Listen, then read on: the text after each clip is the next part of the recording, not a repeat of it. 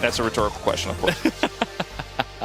We do play this in our league. He could have gone from time to Blitzcrank. time. Occasionally, the Blitzcrank comes out, but actually Blitzcrank would have been pretty good here, but a little bit less safe. Kog'Maw over Jinx? Come on, don't do it to me. Twitch? Don't you dare play Twitch. Twitch? Tristan? He's going to play Kog'Maw, it feels like. Tristan is pretty insane in this comp, though, because of the reset potential. He's going to play Kog'Maw, though. Yeah. All right. You were right in the beginning and right at the end. Kog Lulu makes its return a lot of to the LCK.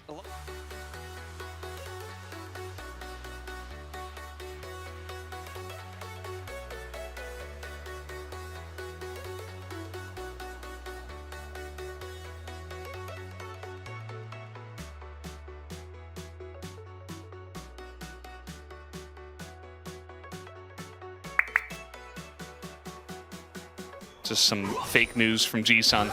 The last person to play this was D plus Kia's aiming against Bull in a loss.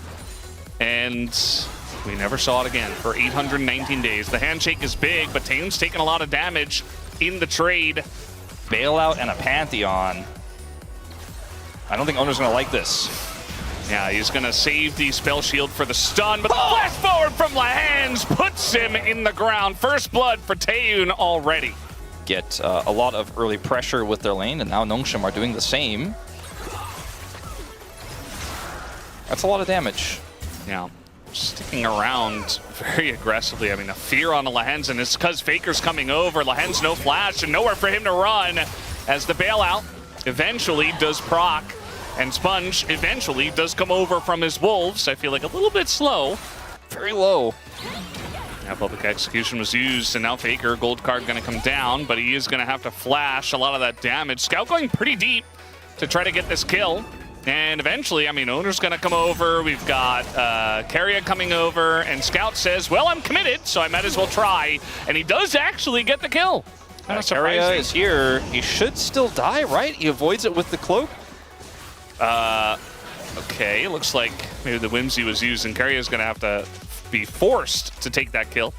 Overgrowth, but nothing else.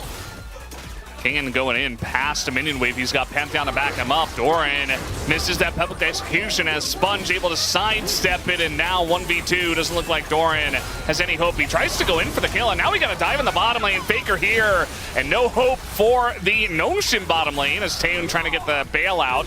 Actually, a TP coming in here from Scout, but it is too little too late, especially the second they see Sponge in the top lane. So kind of going both ways. Ocean Soul, so not quite the same as the Mountain Soul we saw in Game 1. They're going to go in for this as the combo gets flashed here by Taeyoon, but he's all by his lonesome, and that's a kill already. And now Sponge and Lahens very much isolated. Sponge going to flash away, try to dodge everything, but gets hit by the Glitter Lance. And that might be enough to keep him around, but he actually does back away. Now we got Scout coming on over as Oner continuing to go deep for this one, but now TP coming in from Faker. Lots of damage going into Oner as he tries to tank it up, but now the TF is here. It's a 3-on-3 with the Kog'Maw going front to back. And Nongshim kind of stuck around for a very long time. That's another Glitter Lance into wild cards, and that is going to be the end of him. As yeah, Doran not in a very good spot, but now Lahens might just get run down here, has to flash away. And now they're making another play. TF Nocturne really getting huge value for T1 as Scout says, oh, I'm safe. I've got Flash and I'm Aurora. This game maybe quickly heading in the same direction as Game 1. Going in on the Kingen. He's overheating, and we got Faker on his way up. Doran not going to overstay his welcome. We do have Flash available here for Kingen. He's going to use it early just to make sure he gets out. Might have been able to get his Flash. Okay, they're going to try for it. Yeah, he still has Flash, like I was saying. Down here, his ult's coming back up. Sponge used his. All right, maybe he can do something. Faker definitely way too far up in the lane here. Going to land a gold card onto the Pantheon. But eventually, he has to flash the wall, and Scout says, okay, I'll just follow Flash and get the kill. To the Lulu.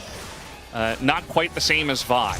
So now, Gonna throw out a bunch of stuff into Peyz, and Peyz just gets wild growth and peeled for by the Lulu. A Sponge is taking a huge amount of damage. As now Faker makes his way in with the gold card, and now Doran in the back line. Nobody able to stop him as they use everything for everybody else. Equalizer comes down. A lot of damage here from the Aurora, but Faker stands his ground, throws a card in, and it's disaster for Nome'Shim as T1 are just decimating them here in the top river. It's an ace for T1. But it's a disaster. Keria gets picked, so that's something. Not sure what happened there. Herald, though, at this point is the real question, because that's going to be what goes over to T1, as you can see in the pit. Just gets caught warding in the banana brush like you already called out, but we can see it how it eventuated. Trying to dive Faker here, I think should be fairly simple. However, they don't stop his empowered recall. Oh boy. Wow.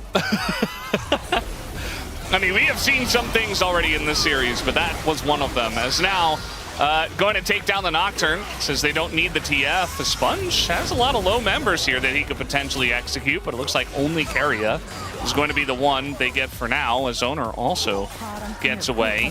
Target selection a little bit all over the place there. I think Oner is just dead. Can he get the... Oh, he's going to get away with it. No way. I mean, they have to know he's in that bush. There's only... Playmates was great. I hope we can do another one. I hope so. Guess what T1 are going to do. Yeah, they're going to kill the Nome'Shim members, starting with Kingen. They kind of just ults directly in the face of Kingen, under the turret, into a TP. So, not ideal there. As now Sponge getting on in, but the Paranoia are going to be utilized to try to get them out. And they do get away. Meanwhile, Peyz is in mid lane, just playing PvE. It's so funny when you're the... okay, maybe a punish here. Maybe a little bit less funny for Peyz now. No, I think it'll be fine, actually. But it's so funny when you're the AD carry, when your comp is so global. You're like, well, I can't join, so I guess I'll just stay here. And actually, it's not fine. Very dead. As Faker came in, he's like, hey, I'm helping. Meanwhile, Lehens gets thrown in, and he gets slowed up, takes a huge amount of damage. And now he's going to have a defensive item. Probably the Terminus is now looking to go on in as there's the public execution straight onto Sponge, a big Aurora ult, but he's kind of alone, takes a lot of damage. Equalizer on top, though, is going to burn a lot of T1 members, and Nome'Shim down 2 members, still pushing forward, but they just get kited out, and they're not able to actually take anyone out from the side of T1. The Ocean Drake alive. And the Dragon. And a stopped back. Yeah. Doesn't have his ult. Just going to have to jump into this one. Kingen kind of ready for it, but at the end of the day, he doesn't have flash. Little Slow comes in for the harpoon, and he actually does get away. All right, well, I mean, let's go again, I suppose. Nome'Shim are trying to find an angle. Yeah, they get a bit on a Peyz here as everything is thrown into Peyz, and they actually do get the kill, but now on top of so much damage, including the Kog'Maw passive, Lehens and Taeyoon gonna have to run away from this one. Doran just going on in. They send this 4v5 like it's no problem. The bailout is there, but it does not proc as Doran picks up the kill onto Kalista. Yeah, no reason to give free stuff when you're this far ahead and your Kog'Maw is super fed. A lot of damage does come in from Scout already, but there's the Paranoia as Oner, once that kill, goes past the entirety of Nome'Shim's team to try to get it. It's now Faker. Going to be in a bit of trouble, but Doran pulls the trigger. He gets in the back line. They cannot peel against this Ambessa. Flashes come through. The bailout is there, and actually Taeyoon does a decent job of kiting it out, but he can't quite get the bailout as Doran does go down. The Peyz is untouched as he flashes into the back line, takes out Kingen. As Sponge kind of hanging out in the back himself, will just die to Oner. So much control over this right now. They also have a Twisted Fate to spot everybody out. No Pantheon ults as well. Sponge used it at the end of the last fight.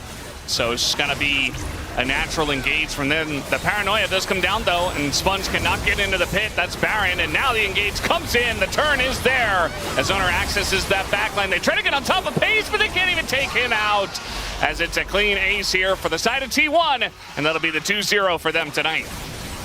The T1 win streak continues, moving it up to 5 here at the end of round 1. So put them at 6 wins, knocking on the door of top 2. Still a few wins behind, but pushing themselves right now solidly into 3rd place. There's some ups and downs at the beginning of the season. Nongshim, they had a tough 3 matches in a row, and unfortunately, they were not able to pass the test. Strength of schedule coming up big against them at the end of the round, and they'll finish.